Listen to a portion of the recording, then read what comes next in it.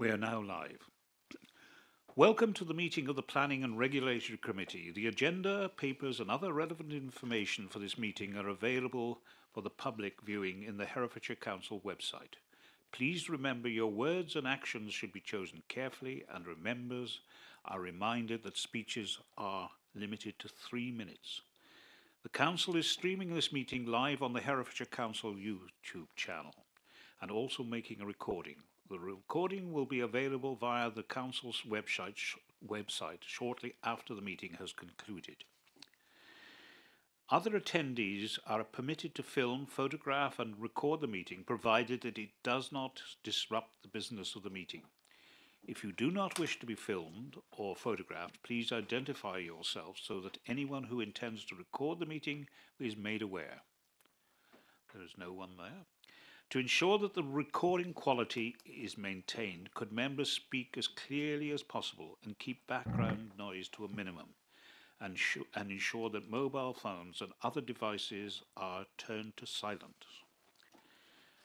Welcome to those in attendance, and to Councillors Engel, who will hopefully arrive before we start the first item on our agenda, and Taylor, who have joined as permanent members of the committee. Welcome.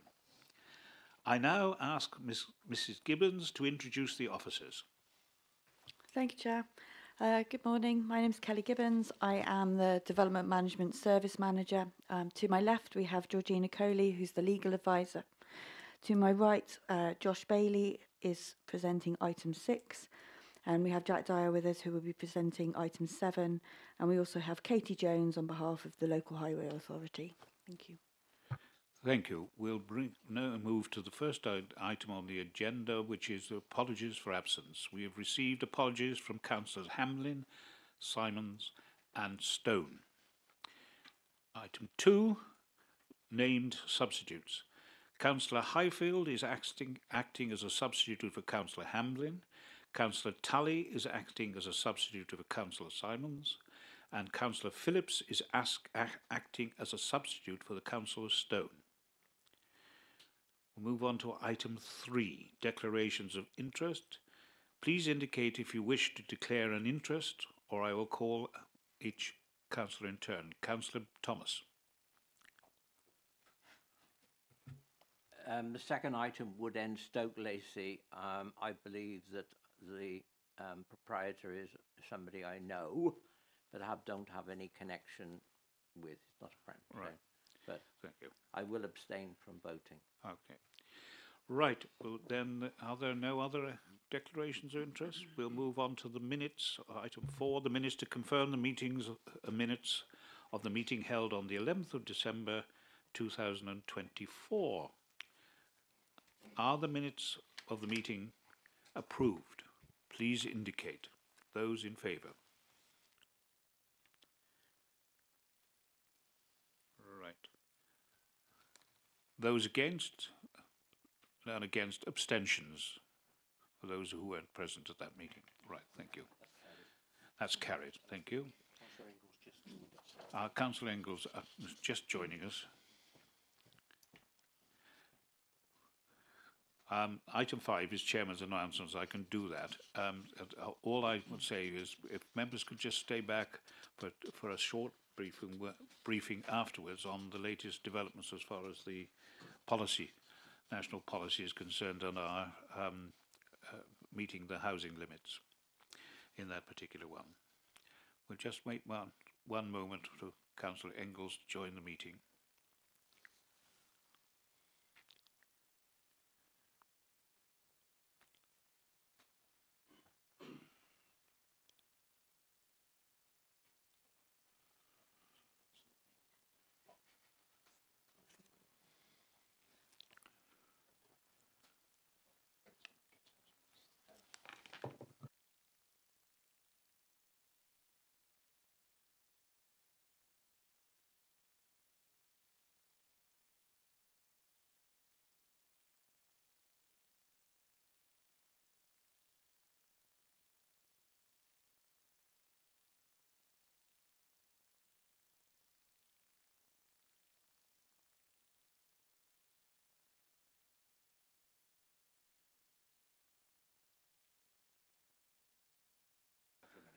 Okay.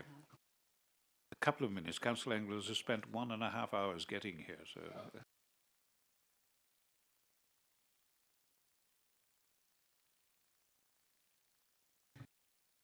If we had a western bypass, he'd have been here before us all.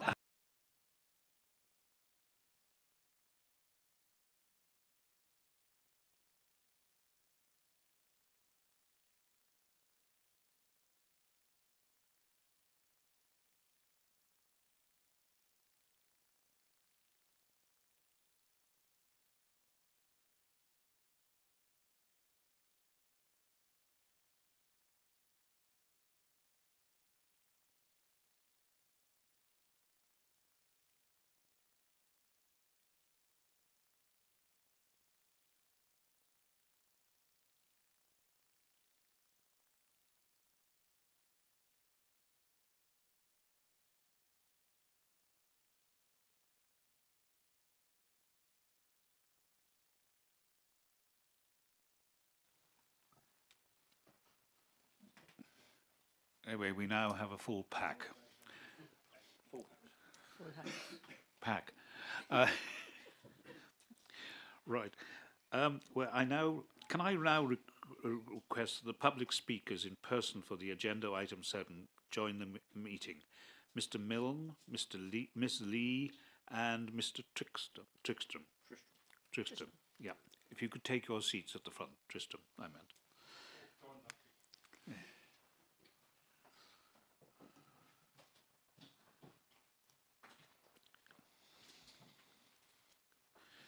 Good morning. I welcome you to the meeting and will call you to speak following the officer's presentation.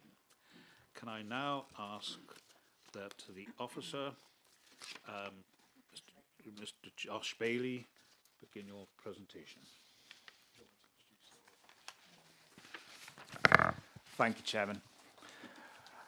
The Shire Hall is a Grade 2 star listed building dating from the early 19th century with mid-19th century extensions and more recent alterations and interventions during the 20th and into the 21st century. It occupies a prominent location in the heart of the Hereford city centre, facing towards St Peter's Square, where Union Street, Office Street and St Owen Street meet. The site is identified by the red star on screen. The proposals before members seek renovation, repair and refurbishment works to Shire Hall, as deposited on the plans and elevations which accompany this application. There are two applications before members. One is in relation to planning permission, the other is for listed building consent. For the avoidance of doubt, the Town and Country Planning General Regulations 1992 at Reg 3 gives the local authority power to determine its own applications.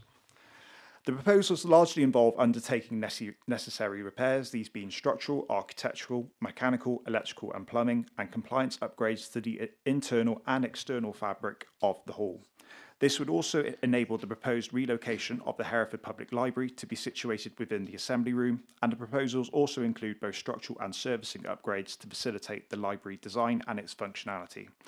As members would have picked up in the report, the planning use class of the Shire Hall is use class F1, so it is advised that the use of Shire Hall as a public library does not require planning permission for the change of use, and therefore the applications simply concern the proposed renovation, repair and refurbishment works required, of which if we go to the next slide please, in which members will see the location plan, and the next slide, which members will see a comparison between the existing site plan in the top right and the proposed site plan on the bottom left of your screen, of which members would have seen on the site visit yesterday. Of which we go to the next slide, which will have the existing and proposed south elevation, which fronts the car park at Shire Hall. As I explained to members yesterday, and for those who were unable to join us, just to briefly explain what the colour coding is. The red infill is where there are significant elements of repair or replacement of elements.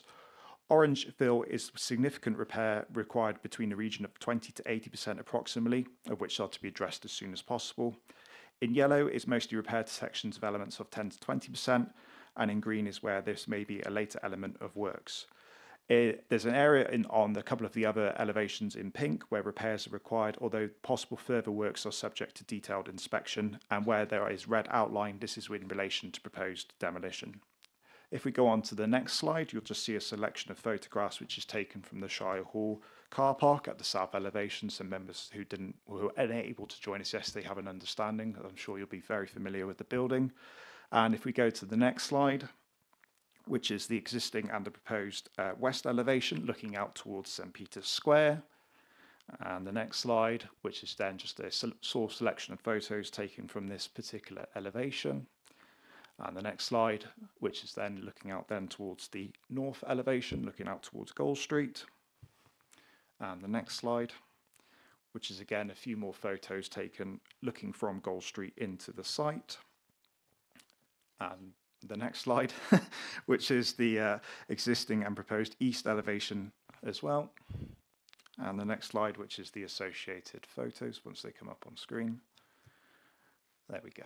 And if we go to the next slide, members, yesterday we also went inside the building as well. We didn't obviously go down to the basement just in terms of accessibility issues, but just so you've got a flavour of the building's condition in that part of the site. Then if we go to the next slide, which members have had a copy given to them on site yesterday of the proposed ground floor, of which we walked around quite a bit of the site, which includes the proposed learning centre to the eastern rear of the building. And also you went into the courtrooms 1 and 2, which if we bring up the next slide, is the current condition of courtroom 1. As I said, just for avoidance of doubt, using that photograph in the top left, we viewed it from that door so you could see it, but I've obviously provided it from the other end of the room so you've got an understanding of the condition.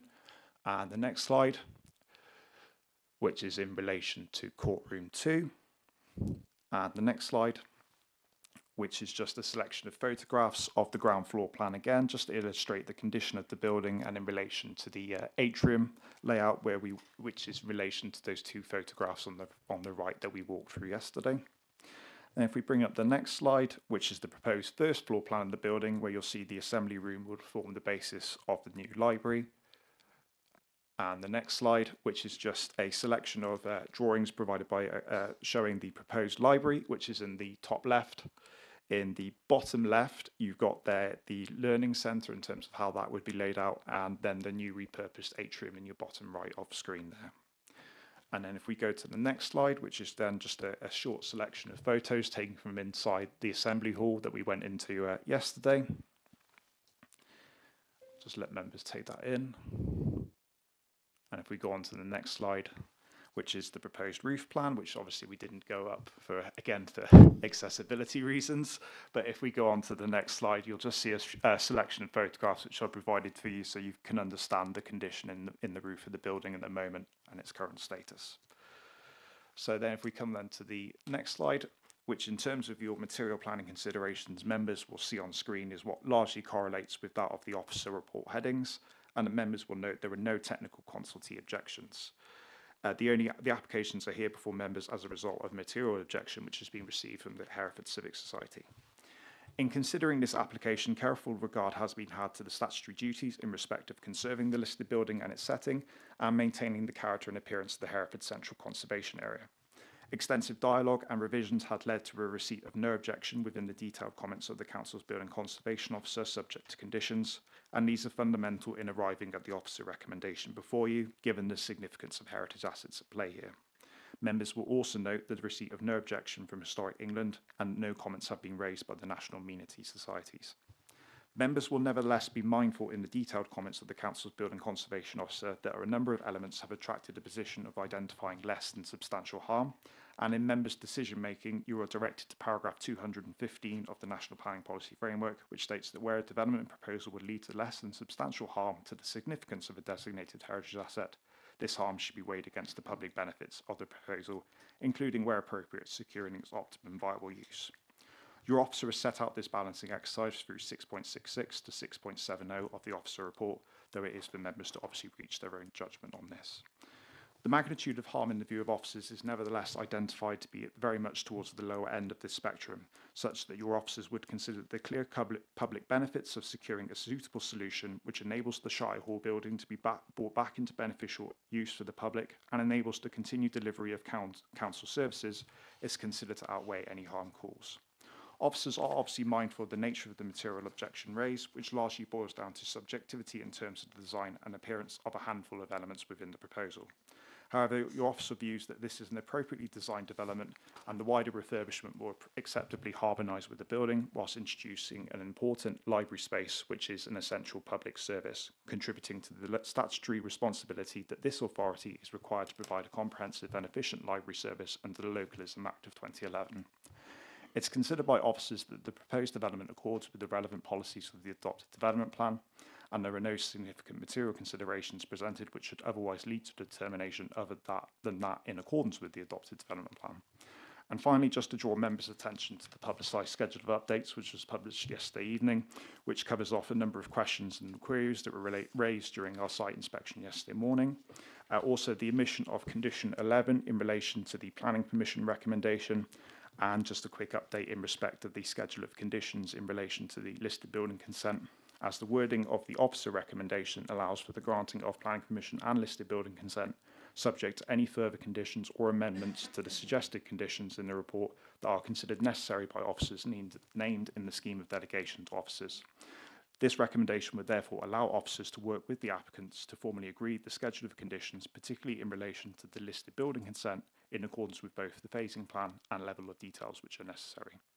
The applications are therefore recommended for approval subject to the officer recommendation as amended by the publicised schedule of updates. Thank you, Chairman. Right, thank you.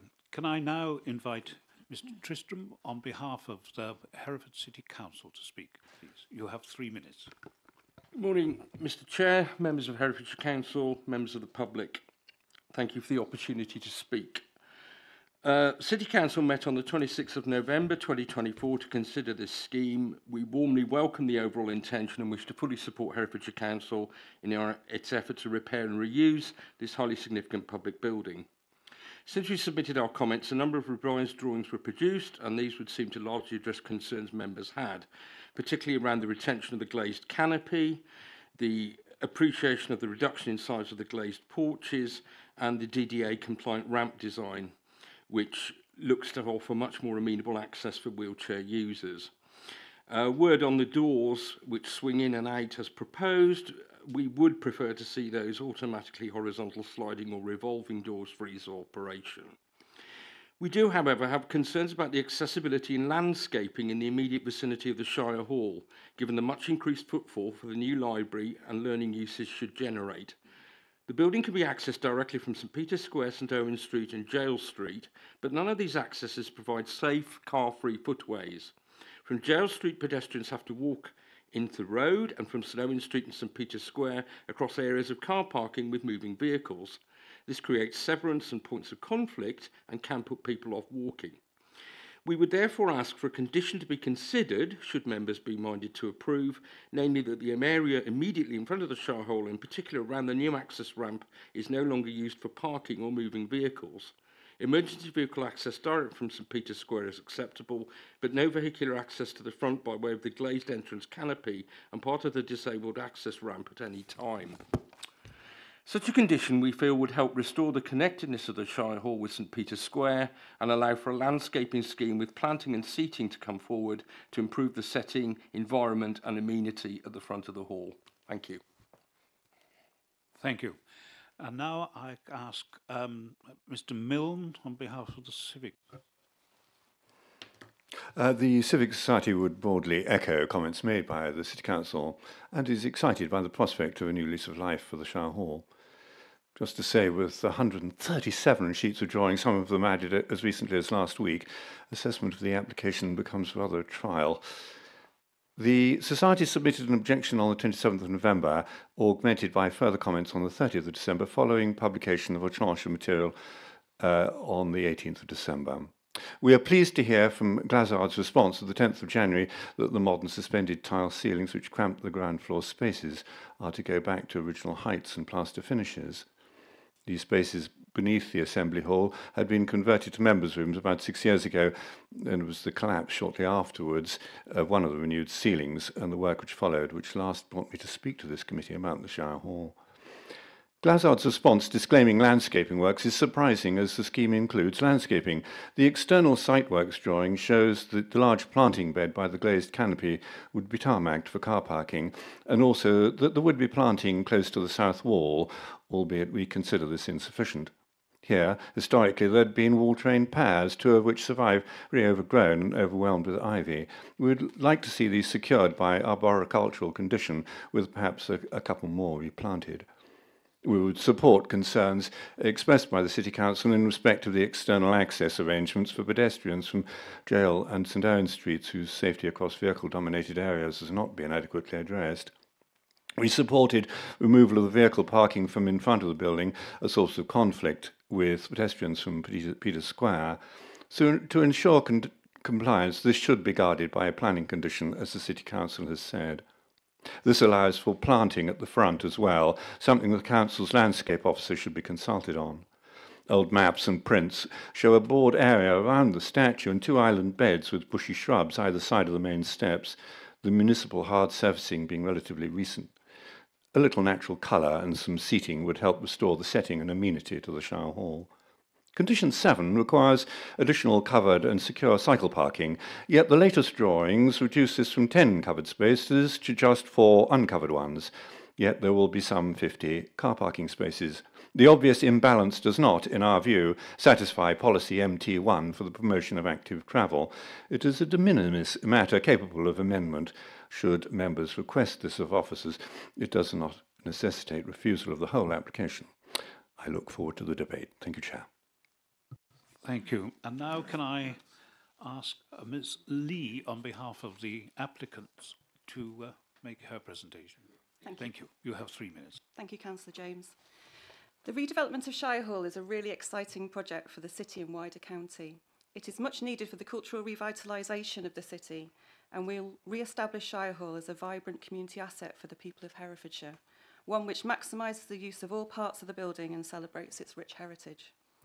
The Shire Hall is an iconic heritage building situated on a prominent site in the city, but it has been closed ever since the structural collapse in 2020. Unused, unsafe, but not unloved. £3 million worth of Stronger Towns funding has provided new opportunity to establish a modern library and learning centre at the heart of the building, and in turn acted as a catalyst for the wider restoration of the entire building. It remains a strategic cultural project for Hereford that fully aligns with the Hereford Town Investment Plan. It will reinvent the Shire Hall for modern times, creating a mixed-use community hub that improves opportunities and well-being outcomes for local people and boosts economic growth in the city centre. The building fabric is in desperate need of internal and external repairs and upgrades to halt further deterioration, remedy past decay, and make the building usable once again in practical, access and safety terms. All heating, electrical and fire safety systems will be replaced, and the opportunity taken to gain improvements in building performance, efficiency and carbon emission. Architecturally, the application seeks to remove the more modern external additions to the building, including the first floor extension on Jail Street, the single-storey side addition to the front, and the unsightly ramp to the north facade of the Assembly Hall. All these elements currently detract from the building's significant architectural interest, and removal of them restores the original design intent and is actively supported by Historic England. Internally, the proposals seek to restore the historic layout, particularly in the removal of later additions within the entrance atrium. The historic court rooms will also be preserved and celebrated. The intended use of the building for the Register Office, Coroner's Service and the public library will open up all of the spaces for community benefit, not just certain sections of it. Throughout every stage of the design team has collaborated closely with Herefordshire's historic building officers, Historic England, wider community stakeholders, as well as with our own appointed heritage specialists, ensuring a shared understanding of the building and user needs. Recent amendments have been made to the proposals to address concerns raised by the Hereford Civic Society regarding a number of historical features within the building, again in collaboration with the Historic Buildings Officer, and these are addressed in turn within the report. The Shire Hall is a landmark building in our cityscape, and we do not underestimate the significance of this redevelopment for the people of Herefordshire. The project will breathe new life into this significant building once more, securing its heritage for the future and giving it new purpose for all of our residents. Thank you. Thank you. And now if you could just return the speakers to public gallery, we'll now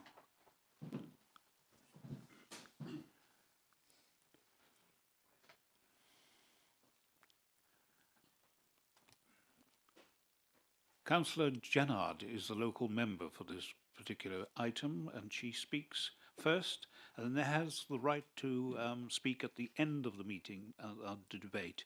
She does not have a vote. The 10-minute time limit there is. Thank you. Thank you very much. I would like to start by thanking the case officer Josh for his presentation, for himself and Simon undertaking the site visit yesterday, and for fellow councillors for meeting at the Shire Hall.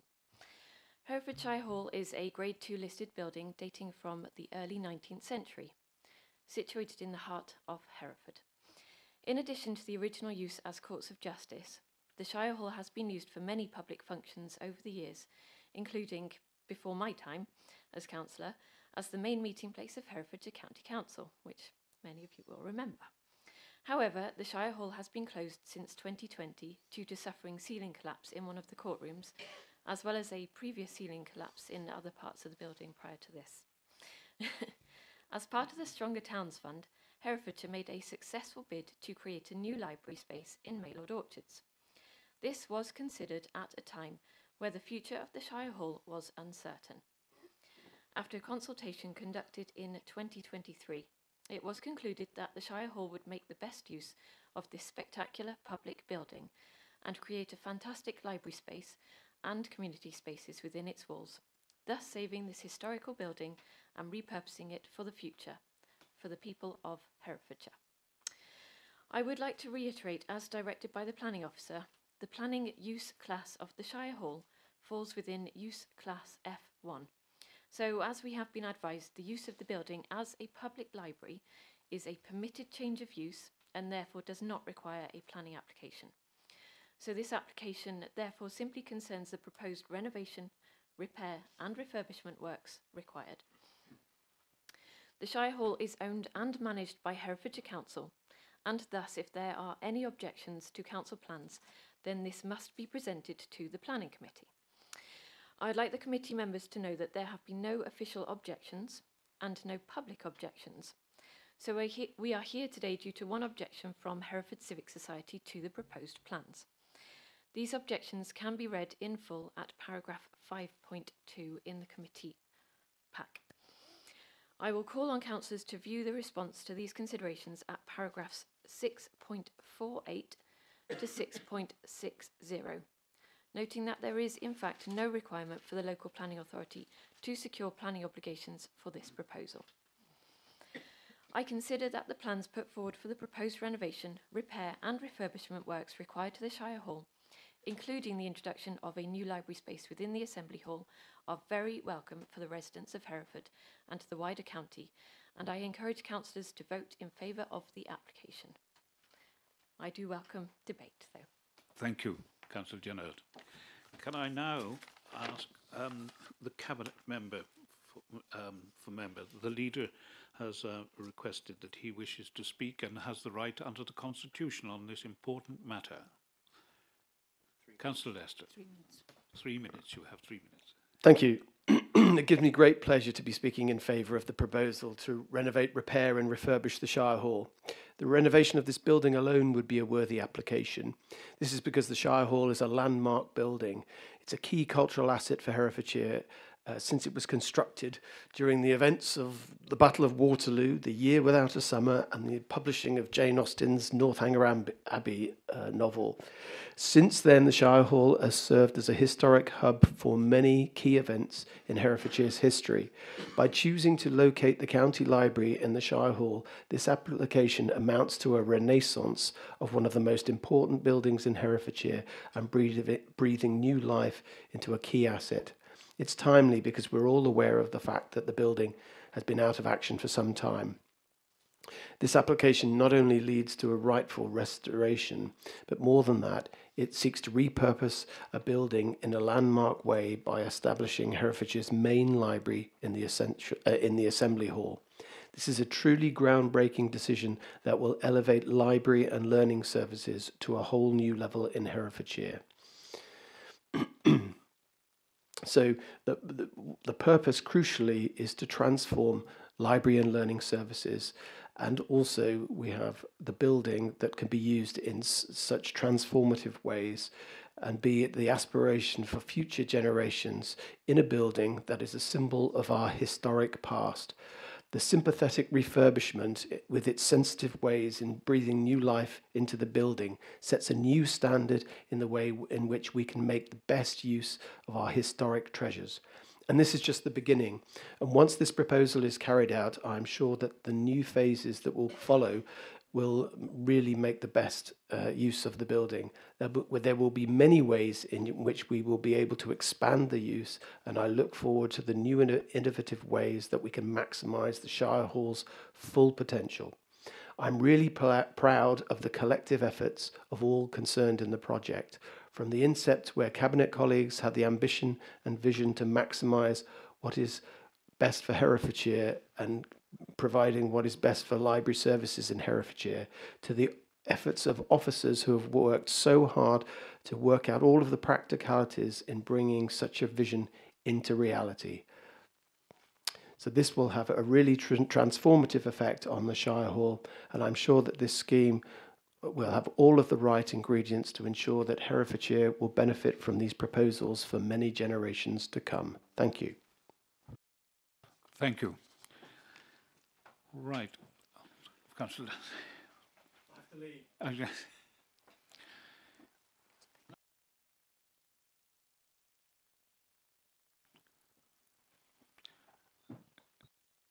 For those that are watching, it's one of those quirks of not sure quite why, that he has to leave after that. But there we are. Take no further part. Right, I'll now move on to open the debate. Can I just say before I start, it was very sad and rather heartening as well at the same time when we visited the Shire Hall to see it in its current state. A building that has so much history, so much in the past that it heartens me to see what may be proposed there. That's right. Can I now ask for speakers? Councillor Baker. Thank you, Chairman. This is certainly an excellent use of an extremely important building belonging to this council, and it was fast becoming derelict.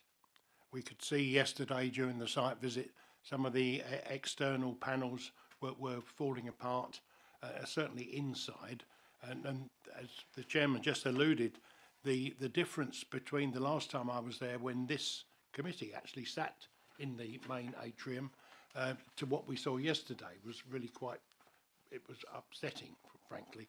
But I think if it had been left much longer, then I think it might well have been beyond repair.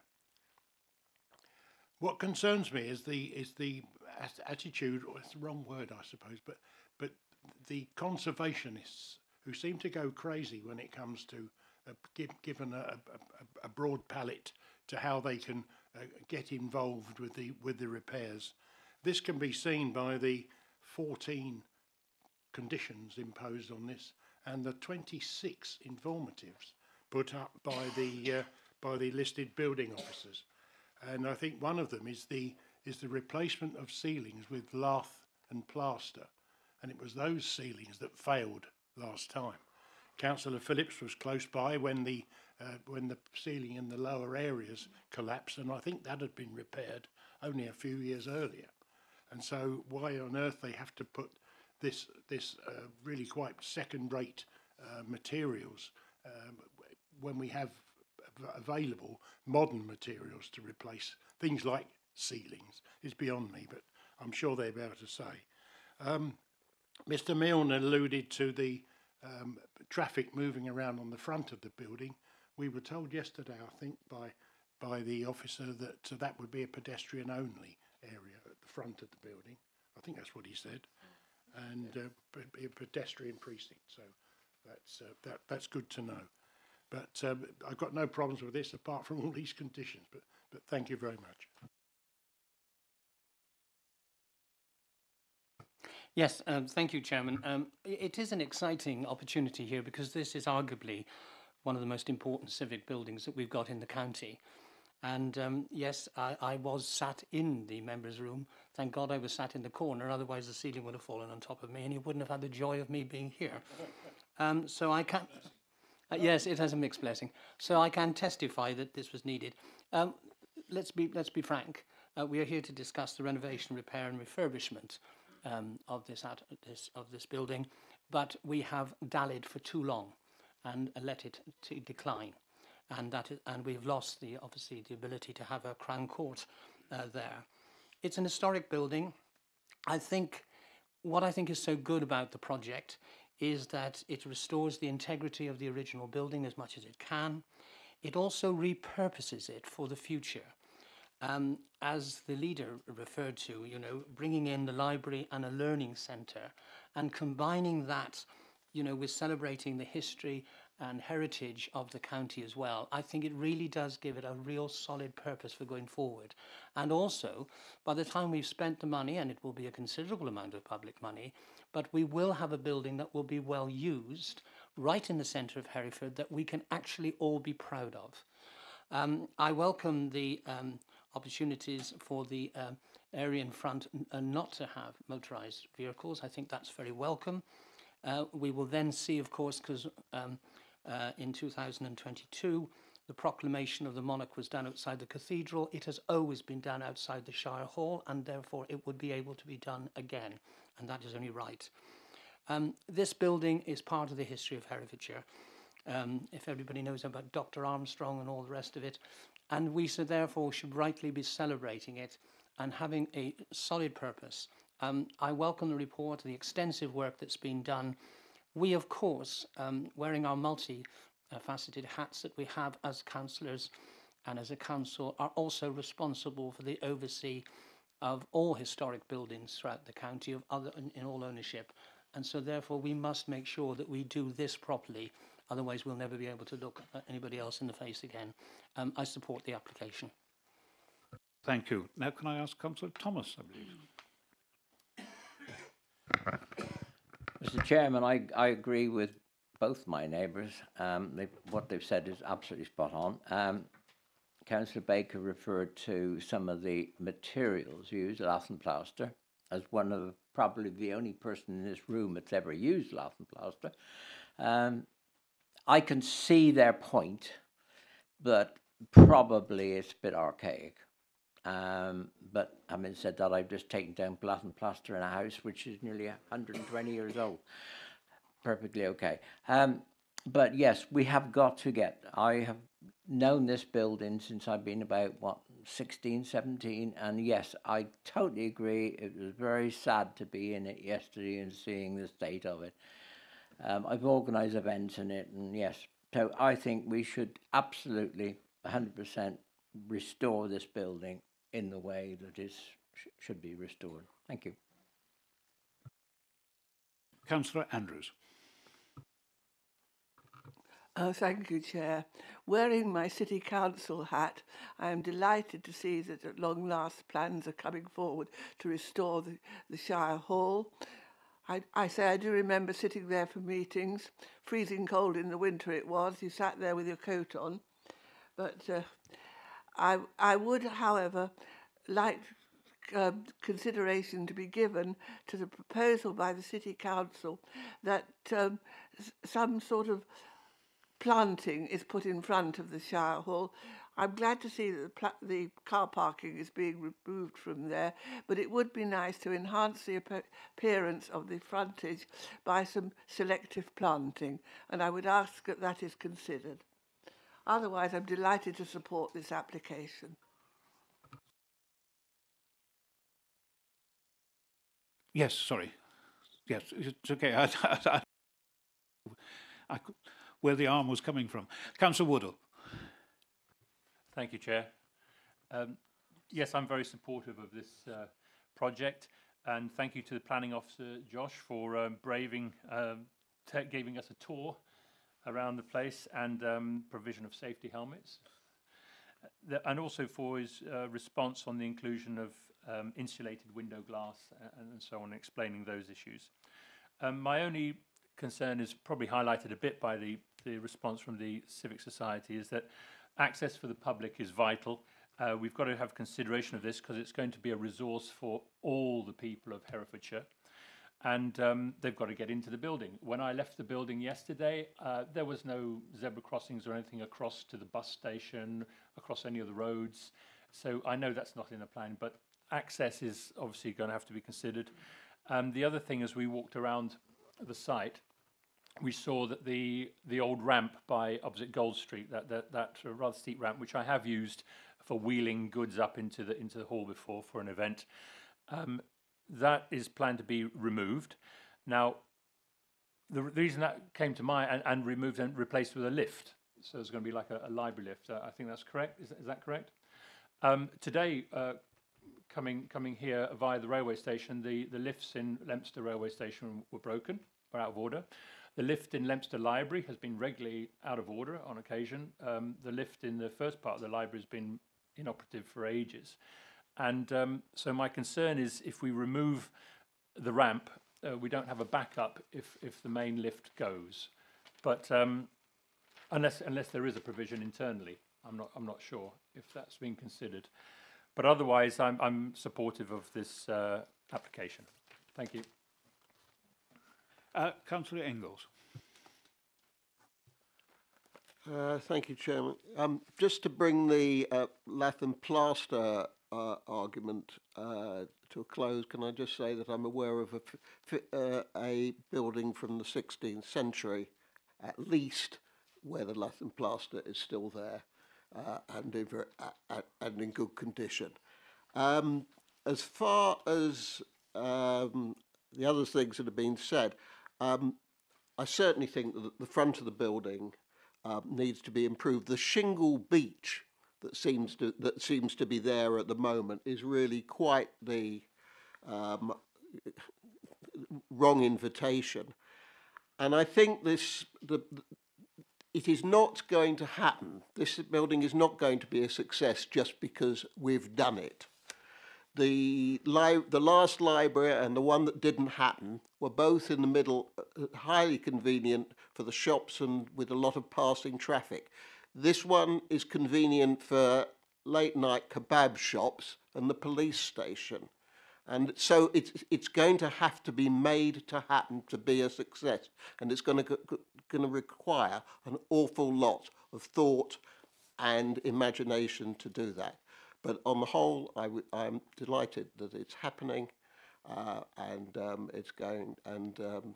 it'll be great to have it back again. Thank you. Yeah. Can I just remind members that this is about the actual building itself, not the surroundings to it. That comes at a later stage, and I'm sure we'll all have our views on that later. Councillor Tully.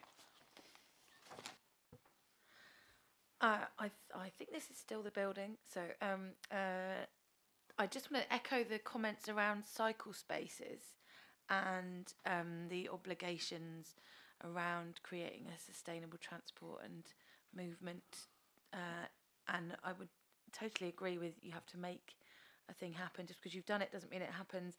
And I would just agree with the comments of Jeremy about the number of the cycle spaces. I wanted to double check that number does stay at the higher number and not the lower. Yeah, I don't know if that's something that can be clarified or an amendment or whatever. Thank you.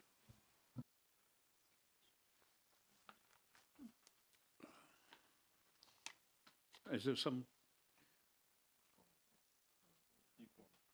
Yeah, there is a condition requiring the details of the cycle spaces to be provided, so we don't know the answer entirely, so we'll clarify that and amend the condition so that we get details of the cycle spaces to be provided, as well as the implementation of that cycle store. That's why the recommendation is worded to enable, obviously, if there are elements that, if amendments are needed, that can obviously be in consultation even with the local. There is an issue about a number of the conditions that need to be clarified at a later stage, I think. Yeah. Right. Any other speakers? Councillor Davis. Thank you, Chair. And I'd like to thank the planning officer for the report, very concise. I like to say that I believe that the renovation, repair and restoration of the Shire Hall is a key thing we need to achieve, and consequently I would like to propose that we accept this planning application to conduct these repairs and renovations. Thank you. Thank you. Both applications, the listed building and the main one. Right. Any other speakers? A seconder, yes. Councillor Thomas.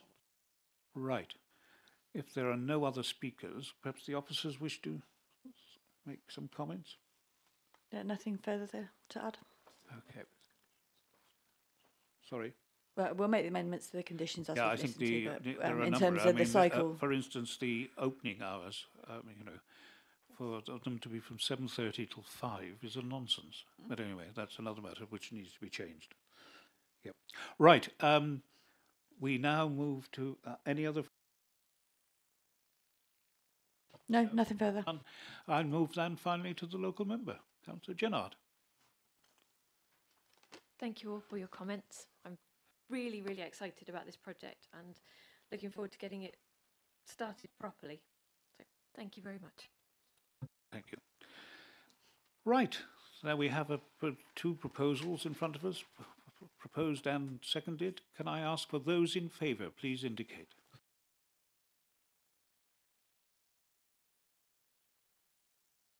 There's no one against. Listed building. Now we've got to go through the process again. Those in favour, please indicate. That again is unanimous. So now we go on. Thank you all. And now can we move to the next item?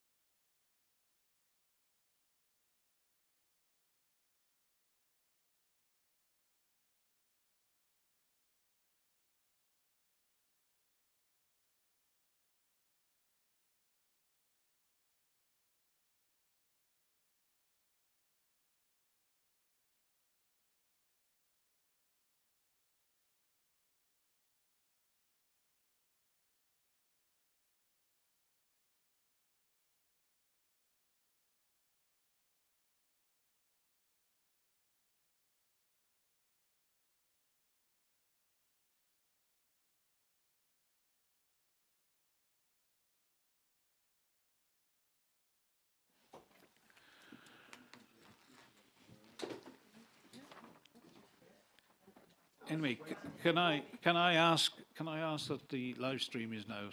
We are now back. Thank you. Welcome back to the meeting.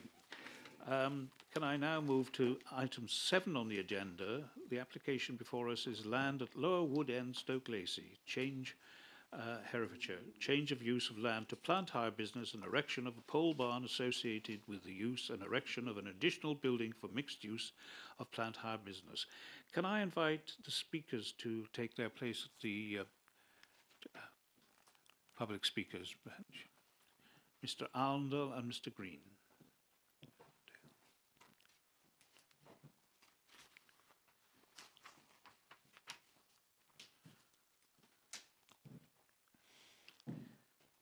Welcome to the meeting, and I'll ask you to speak after the officer's presentation.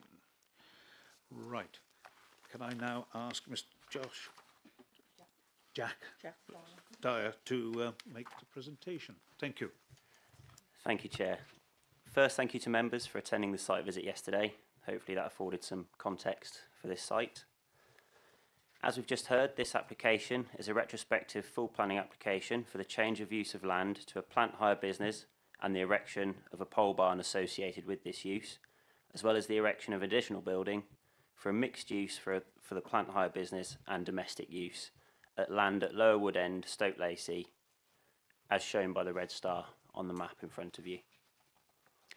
The statutory development plan for this application constitutes the MADE Stoke Lacey Neighbourhood Development Plan and the Herefordshire Local Plan Core Strategy, along with the National Planning Policy Framework. Next slide, please. The application site lies in an open countryside location approximately 600 metres west of Stokes Cross and the A465.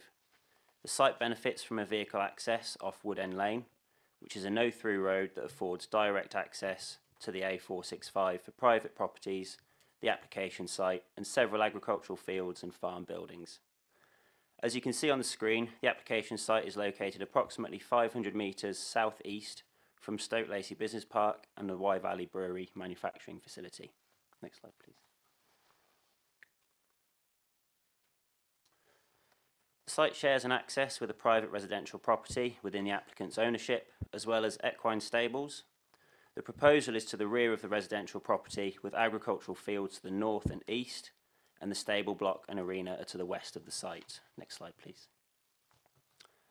In order to put the application site in context with the surrounding uses, the slide shows the location plan with the extent of the application edged in red on the map, which is drawn tightly around the existing buildings and hard standing used for the business, with the blue line indicating the land also within the applicant's control. Next slide, please. This is the block plan that shows the site as it was prior to the development subject to this application. Next slide, please. And this is the block plan showing the extent of the development proposed to be retained. The hard standing has been extended to the northeast and 2 additional buildings erected as shown in dark grey on the map. Next slide, please. So this is some photos of the 2 buildings. At the top is the pole barn subject to this application, and the bottom is the mixed use building. Next slide, please. So as you will have seen in the committee report before you, application 230446 is a previous application with the same proposal, which was refused in 2023, and therefore this application seeks to address the 3 reasons for refusal.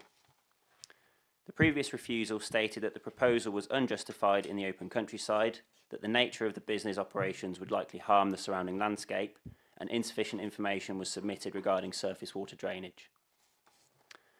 This application has provided further information and justification regarding the nature and scope of the business, and as set out within the committee report, this is considered to have addressed the first reason for refusal and is found to accord with the relevant development plan policies in regard to the principle of development subject to the recommended conditions. The site sits back from the highway behind the applicant's property and benefits from substantial boundary hedging. Those members present at the site visit yesterday will have seen the machinery and welfare units on the site, and it should be noted that given the weather and the time of year, the machinery and equipment on site represents the large majority of machinery and equipment stored at the site at any one time. Officers are of the view that, subject to a landscape condition, as set out in the committee report, sufficient visual mitigation can be achieved in order to overcome any visual harm to the landscape, whereby addressing the second reason for refusal. Additionally to this, a surface water drainage scheme has been provided and is recommended to be secured via condition, addressing the third reason for refusal. During the consultation period for this application, a number of concerns have been raised in regard to both highways and the impact upon private residential amenity.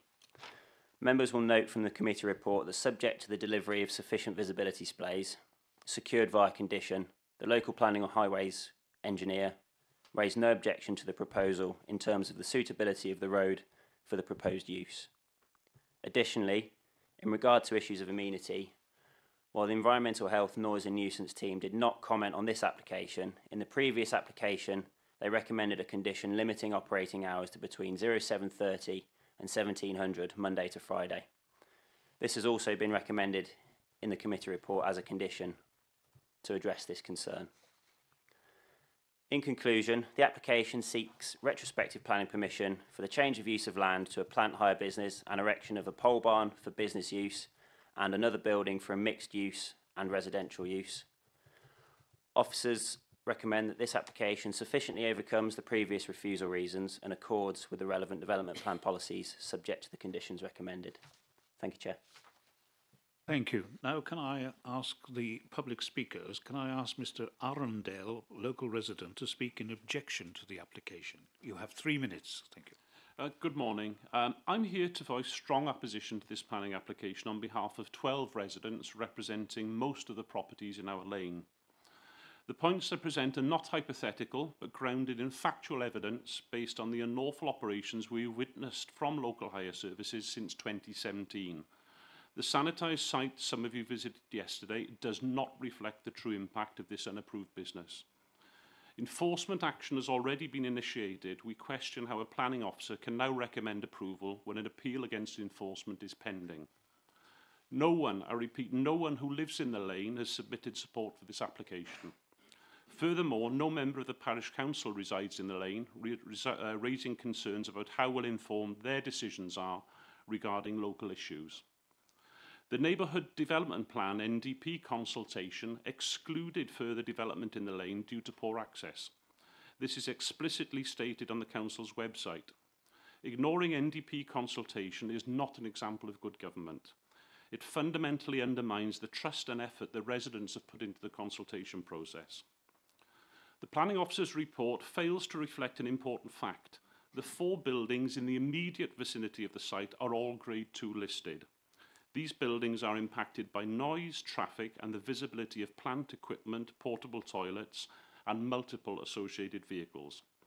The detrimental impact on the amenity value of our locality from industrial plant hire and storage is profound and cannot be overstated. The applicants are not exclusively using small vans. The drop-side large vans or small lorries are a minimum of 8.6 metres long and regularly tow large capacity double axle trailers carrying plant and temporary buildings, effectively doubling the length of the vehicle. These vehicles cannot always reverse when laden, causing real difficulty for residents, many of whom have health and mobility issues and are required to reverse long distances. The historical, rural and aesthetic value of the lane is compromised by the industrial activity. The character and safety of our lane, which we hold dear, has been eroded. This planning application, if approved, will only exacerbate these issues, leading to further noise pollution, increased traffic and an unsightly industrial presence in an established rural and residential area. In conclusion, we urge you to consider the overwhelming opposition from residents, the factual evidence contained in your papers and the definitive NDP consultation. This is not a suitable location for this business on a dreadfully maintained narrow lane with limited passing opportunities. This is all evidence in the documentation we have submitted to you. The planning officer's suggested mitigating conditions do not go far enough and are not enforceable. Thank you, Chair and members, for your time and consideration. Thank you. And now can I ask Mr. Green to speak on behalf of the applicant? Thank you, Chair. Good morning. I am Nathaniel Green from Green Planning Studio, and I'm speaking on behalf of our client Emma Willis in support of this application. Our client and her partner are here today. This committee is here to decide the matter on planning issues only, and this application for change of use of land, plant hire business and erection of an additional building for mixed use, plant hire business and domestic use is recommended for approval. The application in front of you is retrospective, and I understand that planning committees tend to take a dim view of retrospective applications, but in this instance, the fact that it is retrospective has allowed the business to show that it is viable and it does not have a detrimental effect upon the local area. It is noteworthy that the statutory consultees that have replied have all been in favour of the application subject to conditions, these being Welsh Water, Highways and Ecology. It is also important to point out that Stoke Lacey Parish Council has come out in favour, again subject to conditions. The application accords with Stoke Lacey Neighbourhood Development Plan Policy SL10 with regard to sustainable rural development. It also accords with Herefordshire Council's policy RA6 that seeks to diversify the rural economy. The application also accords with the NPPF paragraphs 88 and 89, and the suggested condition 6 that encourages cycling provision also complements those aims. You should also note that a satisfactory surface water drainage report has been submitted that assures officers that, when implemented, will ensure that there are no adverse effects from runoff. It is accepted that this application would lead to an increase in vehicular movements along Wood End Lane. However, the suggested conditions regarding the number of vehicles and the hours of operations to mitigate those impacts are accepted by our client. The case officer has incorporated those suggested conditions into the report, and our client is happy to comply with them. On that basis, I urge you to support this application that will help to maintain the viability of the local rural economy. Thank you. Thank you. Could I now ask you if you could please return to the public gallery? Thank you.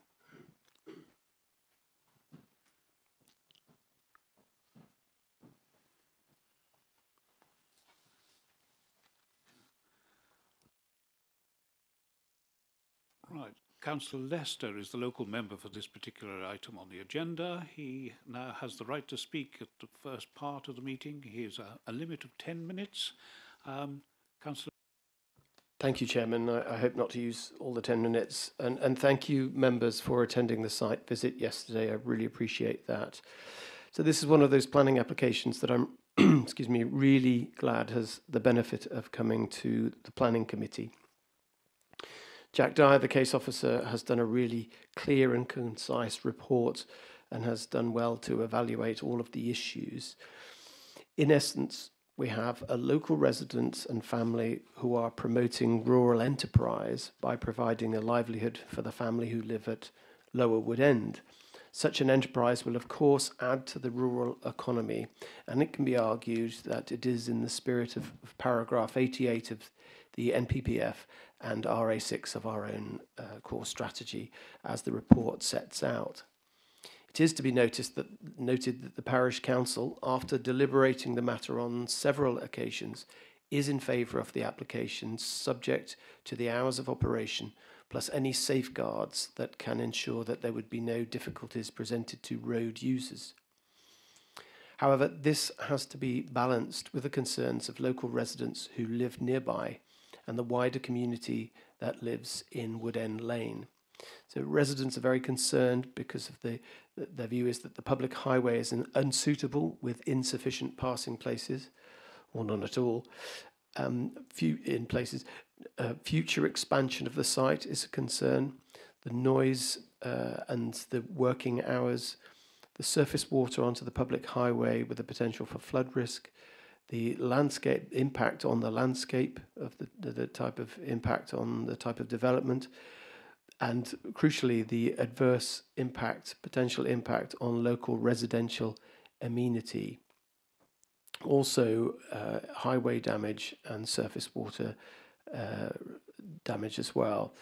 And finally, light pollution and the fact that the use of the lane may contribute to unsafe safety issues with regard to lane users. So with these concerns in mind, and given the officer's recommendation for approval, I would respectfully suggest that the fundamental question for the committee to consider is whether the imposition of conditions will adequately safeguard the amenity of nearby residents and all residents that live along Wood End Lane. In all good planning decisions, the key issues have successfully been weighed up. As you've heard from local residents today, speaking on behalf of other local residents, they're very concerned about the negative impact of the application will have on the lives of those living in the lane. This application is to be weighed up, bearing in mind that it must be judged when there are not ideal circumstances in the neighbourhood. For example, the lane is very narrow, and this presents a challenge to road users, especially those who are trying to get to their homes whilst competing with other traffic using the lane. Consequently, Wood End Lane residents are very concerned about the impact that this business will have on their residential amenity. If the committee is not convinced that conditions can control the situation, then obviously they should refuse the application. You've heard from the residents of Wood End Lane, and they have highlighted that, that all of their concerns. So the question remains whether the activities of running such a business at home, with the necessary trips generated, including the activity on the site, will cause residents unwelcome disturbances to the level that their amenity will be unduly harmed. So I ask the committee to consider whether the conditions proposed will protect that residential amenity. As we all know, conditions must be reasonable, and they must not be overbearing to an applicant, especially an applicant who has to run a business. Equally, these conditions have to be enforceable. So in the debate that will ensue, I would really like to ask the committee to weigh up these issues when it comes to before they make up their decision. Thank you, Chair. Thank you. Now, can I invite debate, please? Councillor Baker. Thank you, Chairman. I found the site visit yesterday morning particularly useful. It's one of those sites where you don't know where the site is until you're absolutely on top of it.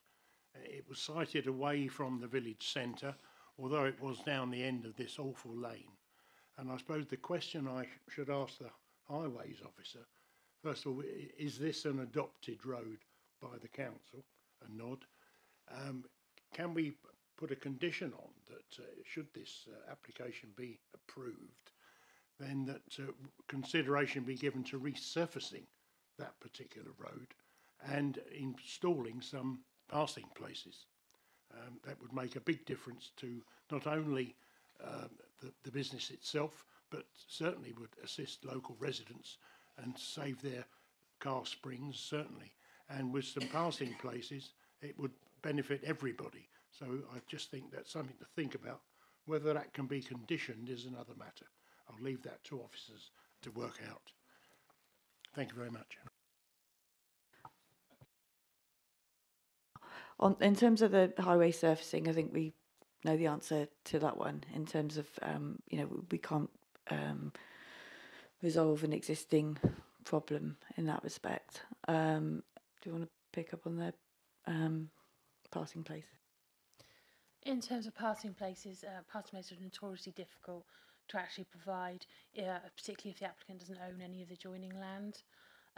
So in this instance, I also don't think the impact would be severe enough to request passing places.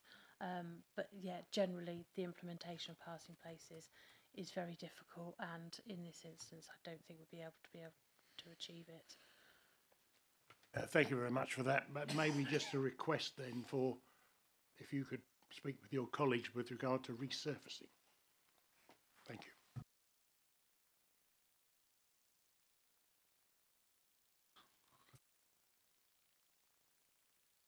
you. Yeah, well, this is the classic planning application that will keep this committee alive forever and ever, which is economy versus environment, because that's the issue you have in a countryside. Is it a place there just for people to live quietly, or is it a place that you also have businesses operating? And the moment the business develops, there's a clash, and we have to deal with that. Certainly with regard, I said to my colleague here on my right, if we could get roads resurfaces by planning applications, rest assured rural members would be recommending planning applications coming in left, right and centre. I think, however, I would make the observation with regard to passing places that I would like the council to consider that when they have applications like this, they do take them more seriously. I recognise the problem of land ownership, it not being in that of the applicants. But unfortunately for the local authority, we own the verges. And the verges, as we know, in wet winters, nobody has the ability apparently these days to reverse anywhere. So they get on the verge. And both with the domestic traffic and with business traffic, they take one hell of a pounding. So I think we should, where any opportunity does arise, even if there are existing gateways that can be their integrity strengthened, I think we should seek that again from applicants as well. Certainly with regard to, I can see that the reasons that we gave for refusal, these have been overcome either by the information supplied or by the conditions made. The conditions of operating hours between 7:30 and 5 o'clock seem to be pretty tight to me, but if that is accepted by the applicant, then that's got to be done for amenity. But as ever with these situations, this will be very difficult. I don't know whether it's possible to say, and I appreciate I didn't have the benefit of the site visit yesterday, but sometimes we do have to make the comment that you can let businesses expand to such a degree, but because of where they are rurally located, there does come a point where they've reached their full maturity and then should seek to go elsewhere at a more convenient place. And I think that's perhaps a tactful note that we probably should be added. Yes, I was slightly surprised with the acceptance of the hours of business as far as that's concerned, which it seems very tight. But anyway, that's by the by. Can I just take issue with you? We don't own the verge. We have the right to declare it a highway. As I know, it was the first case I ever had involved with Hereford and Worcester County Council when the County Council sold the right to cut the grass on the side of the road and private individuals but be sued, and the judge at High Court, it went to the High Court. But the point is that we are left with the responsibility of the verge, and it is the verge that takes the hell of an impact all the time, and does at the moment. Demi. Thank you, Chair. And thank you to the officer for his presentation. As we all know, our countryside and the quality of our countryside is the most vital and primary resource of Herefordshire. It's our most valuable resource. So residents should be encouraged to maintain it, to support it, and encouraged to look after it. And if we allow retrospective applications which have visibly damaged their area and has caused this much opposition, then we're not encouraging local residents to look after our countryside. We're basically telling them that people can do whatever they like and get away with it, and if the area goes downhill, then why the hell shouldn't somebody else make an application, and so on. So it's important not to allow a precedent to get through here with this sort of overdevelopment, as the other councillor was saying. The other thing is, it's been talked about traffic activity. And I'm sure we all sympathise with that, with the rural lanes and the problems we face there. It was interesting that policy RA6, rural economy, was brought up in support of this. But if you look at it, it also says planning applications which are permitted in order to diversify the rural economy will be permitted where they do not cause unacceptable adverse impacts to the amenity of nearby residents by virtue of design, mass, noise, dust, lighting and smell, which I think you understand traffic would cause, and do not generate traffic movements that cannot safely be accommodated within the local road networks, which we've had presentations shows they cannot be because of the size of the vehicles. And I know that's been mitigated, or the attempt to mitigate that is the condition that no more than 3 vans confirmed to operate from this site. How on earth do we enforce that? And what is a van? Is a van one of these giant trailers, car vans with trailers in it? And it's unfortunate because this is a rural enterprise. It's going to help support rural businesses nearby. And it is important to have these facilities to encourage our economy. But it's in the wrong place. So I'll be minded to oppose this application. Can I just remind members before we speak that if to stay away from the fact that it is retrospective, if there is any indication from a member that they are prejudiced against the application because it is retrospective, then they will have to declare an interest and not vote. That's the law, as it were. It's not my opinion, but anyway. Right, are there any other Engels?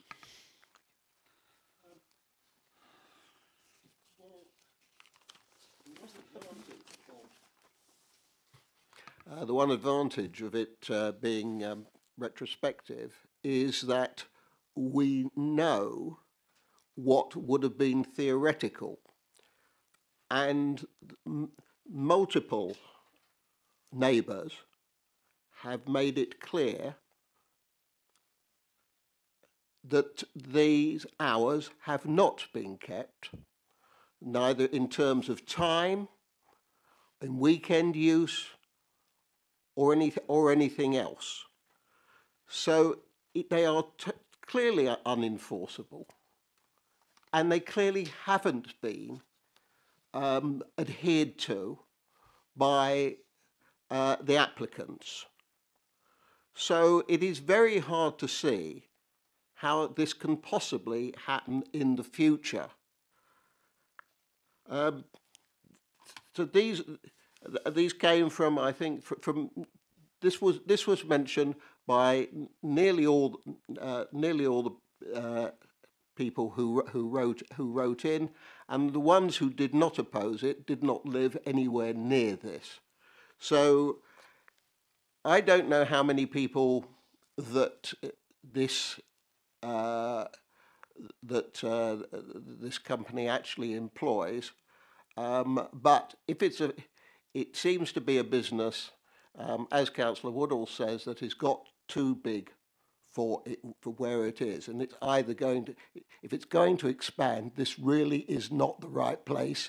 If it's not going to expand, well, then it's probably also in the wrong place as well. I think these the people living down this road, if we can call it a road, those of us who have seen it will say this is not just an.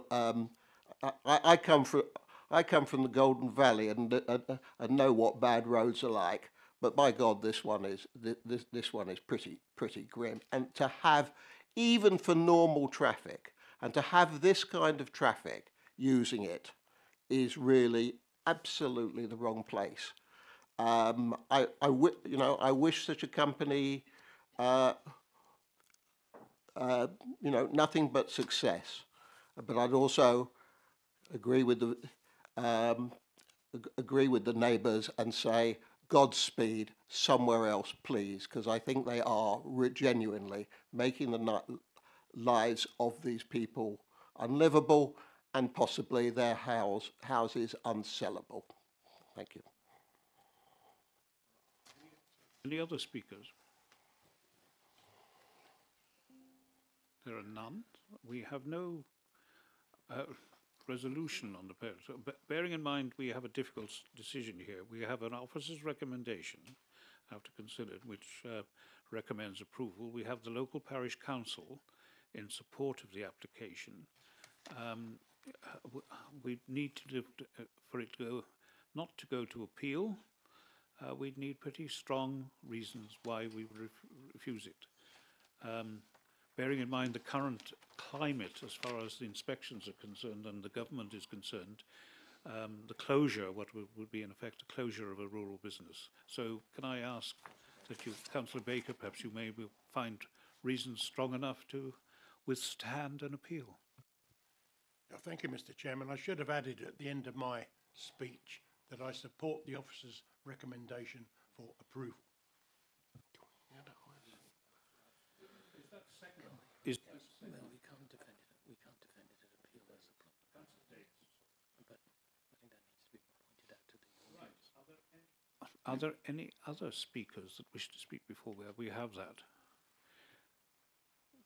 Our officers wish to say something? No, just I think it's an application where there's been careful consideration of the impacts by the officer over the course of the application. In terms of conditions, we've obviously have had the agreement of the applicant to them. Those are the conditions that the applicant has agreed to. And I note the comments on them being quite restrictive, but they are aware of those conditions.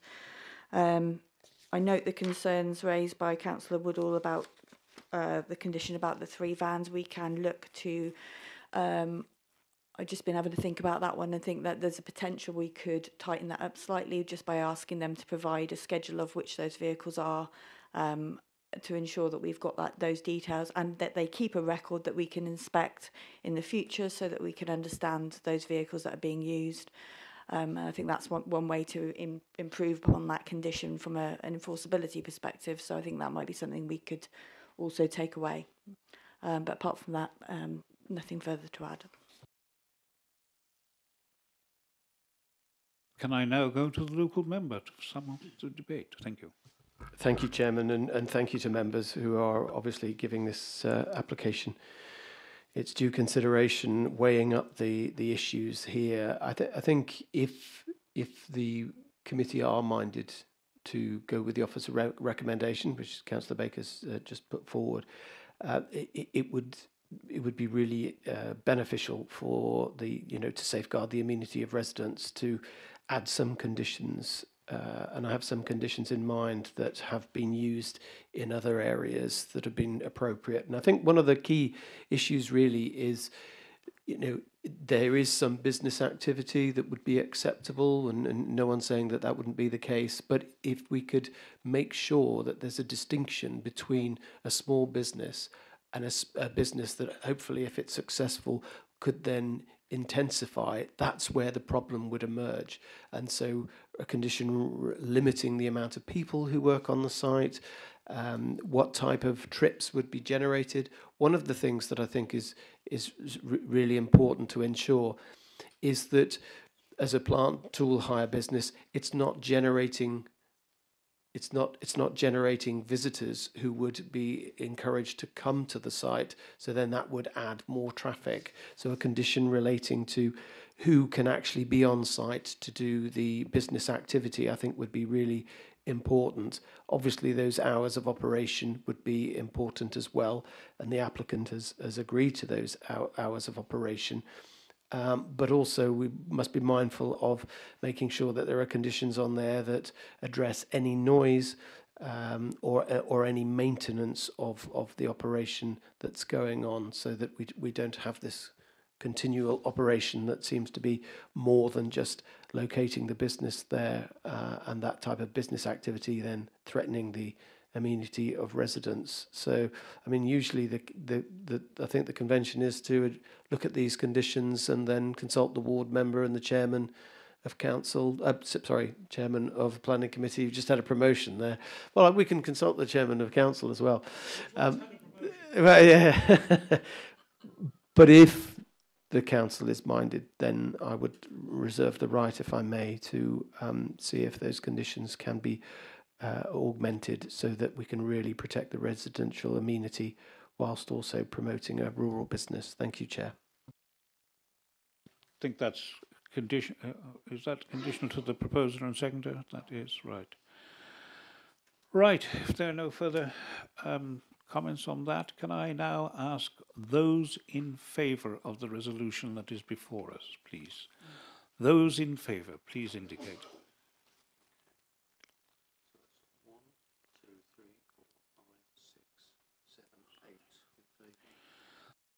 Those against?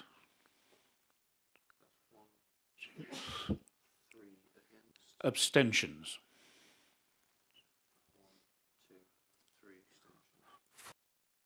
4. 4 abstentions. That is carried. Right. Thank you all for your attendance. Can I ask the members stay seated whilst we have a brief update on the current situation as far as the housing supply is concerned?